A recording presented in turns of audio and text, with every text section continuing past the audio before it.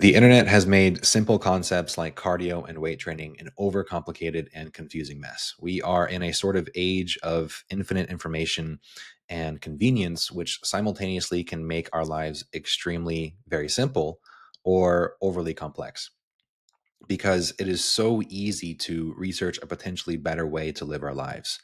Many of us are now stuck in this sort of constant state of analysis paralysis, never really settling onto one way of living, always searching for more, a better way to live our lives.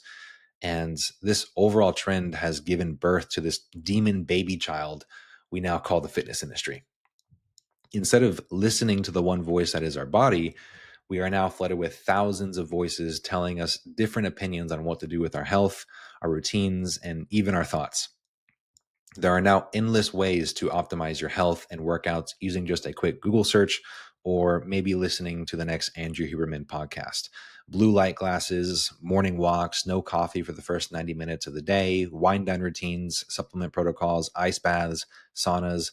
I mean, it's truly endless. It is almost like we are convincing ourselves to learn Spanish when our bodies clearly speak English. We're trying to learn a language of 1,000 other sources and opinions when we should just be listening to the one language our body speaks. We have all of this information in the world, and yet most people still don't have any clear answers. 94% of people are considered metabolically unhealthy, according to the CDC. And if you didn't know, the average American is divorced, has less than $1,000 in the bank, and is obese. I mean, those statistics are completely absurd in this modern age. And we don't just have all the information in the world, we also have the best technology too. Heart rate devices and AI apps like Runna, designed to make our lives more convenient, have now become barriers that make most people's lives more complicated. Ironically, this technology that was supposed to help our performance and health metrics can have the completely opposite effect if used incorrectly. Constantly self monitoring our health becomes a chronic stressor that accelerates aging itself. By outsourcing all of our decision making to machines as well, we completely lose the ability to walk on our own. Literally, so many people get overwhelmed by what the right daily step count is that they never make a first step in the first place. We lose touch with our bodies and even our minds in the process.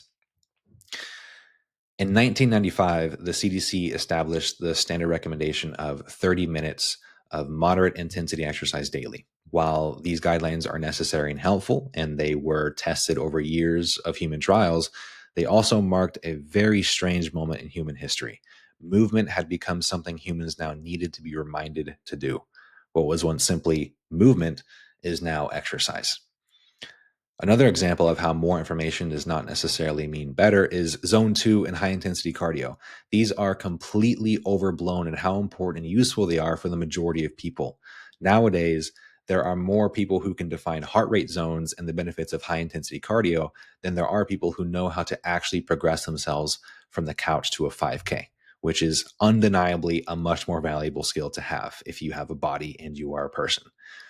For most people that are not training for a specific competition, there is practically no need to measure your heart rate, chase specific zones, or program high and low intensity sessions. What we all need to be doing more of is simply going outside, scheduling once to twice per week of getting started with some sort of cardio, 10 to 30 minutes, and going out for a run, picking a piece of cardio equipment and just trying it out, listening to our breathing and our breath, listening to our body, what thoughts pop up, and jot down 1 to 2 sentences of notes on how the session went and simply adjust our workout based off of that. If you're an athlete training for a specific competition, sure, using some of these different training modalities can be absolutely helpful and will give you a competitive advantage. But at the end of the day, the best advice for competitive endurance events is given by Michael Joyner, a world leading expert in the physiology of human endurance. And it states, run a lot of miles, some faster than your race pace, rest once in a while. That's it. It couldn't be more simple. As long as you accumulate enough minutes and time on your feet doing some sort of aerobic work and you approach faster speeds, you get your heart rate up some of the times and you're recovering well, you will be a good athlete. Or put more generically, do a lot of cardio, some faster than you would normally do it, rest once in a while, and have fun so that you actually stick with it for the majority of your life. Do a variety of sports, use a variety of equipment. Don't feel stuck and restricted to one form of cardio. Or for weightlifting, as an example, the best advice is to simply train a muscle hard with 5 to 20 sets per week. It does not get more simple than that. Pick a muscle like the bicep, back, or quads and hit that muscle with 5 to 20 sets per week with relatively high intensity. Train to failure, embrace a little bit of discomfort. Brad Schoenfeld, an exercise science professor with over 300 peer reviewed papers on muscle growth, did all of that work for us already. He figured out what it takes to build muscle and to be healthy with weight training. And the same thing applies to nutrition. A new diet like carnivore, keto, or paleo comes out each month with a promise to be the answer to all of our health problems. There are literally videos online of quote unquote nutritionists walking through grocery stores demonizing certain vegetables. We have decades of research on all sorts of diet interventions. We've established that a moderate to high protein diet with plenty of fiber is basically the natural version of a GLP-1 medication, and yet many people still would rather inject themselves with a needle once a week. I'm not saying GLP-1 medications are never to be used, but the vast majority of people would do way better and be way better off with their health if they simply adopted the basics. And instead of using these simple strategies, many of us are still clawing at the door of optimization to find more answers on how we can be improving faster. We have carefully crafted programs like the Norwegian Protocol and strict guidelines of what is too little cardio or too much, making us feel like we know all of the right answers to our body without ever even using it ourselves. Would you bet on the athlete who had read everything on training protocols and physiological adaptations, or the athlete that has trained and competed in 100 competitions? The answer seems obvious, yet we still reach for the next podcast, textbook, informative reel, or professional looking Instagram carousel post instead of actually trying to be an expert ourselves. The unsexy answer that we all know is right, but nobody wants to hear, is that going back to the basics is the solution to all this madness. The fitness industry is basically a grand experiment on the Dunning-Kruger effect, where the people who know too little have the sexiest and most complex solutions to your health, the ones that everyone wants to hear, while the people who are true experts in human physiology have the most boring and simple solutions to your health. And listen, I'm not trying to say that science or technology cannot improve our health. Using advanced programming strategies like VO2 max and top set training will always be helpful to the person striving to beat their personal records and achieve their peak physical performance. It can be very helpful to track metrics like heart rate variability or max heart rate. But when those start replacing the basics and cloud our ability to make decisions based on feel alone, that's where the problem is.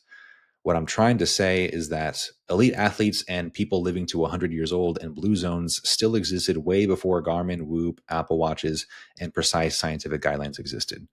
Because instead of outsourcing all of their wisdom to YouTubers, influencers, devices, and AI, they actually took notes and listened to their bodies on a daily basis.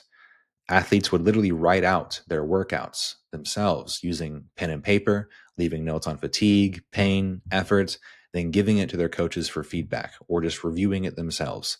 And this gave them a profoundly intimate understanding of their own bodies and their own limitations. People who didn't have the information or technology to do the work for them had to get their answers from the body itself. They were students of their own bodies, students of their sport, students of their life. A student mindset to anything in life is how you reach the top. And it is no different when it comes to your health or athletic performance. I think we all need to adopt more of a student mindset when it comes to our training, our sleep, our health. Literally take notes on the subject and study it and maybe learn from a teacher. This is why I think working with a coach can be so valuable. Simply taking a 6-month quote unquote class from someone who knows the ins and outs can set you up for an entire lifetime. You can essentially become a health graduate from the university of your own body. And this isn't just about your physical health either.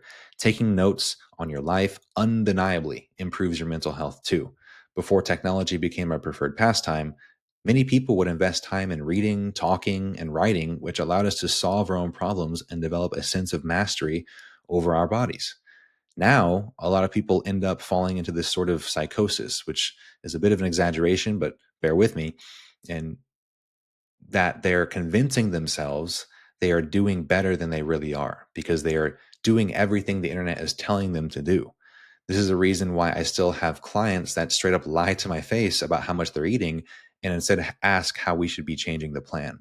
They always look outward for their answers instead of inward. And it's not necessarily their fault either. We've cultivated an environment and a world where people are simply just looking in the wrong places for the answers that they want.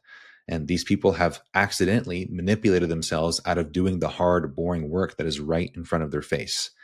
Almost all of us would lead better lives and be in better shape if we simply wrote, talked, and read more often, yet no one seems to have the time for it anymore. Even though it has never been easier to be comfortable and to save time with the instant gratification of technology, many of us still choose to overcomplicate our lives because we are addicted to uncertainty.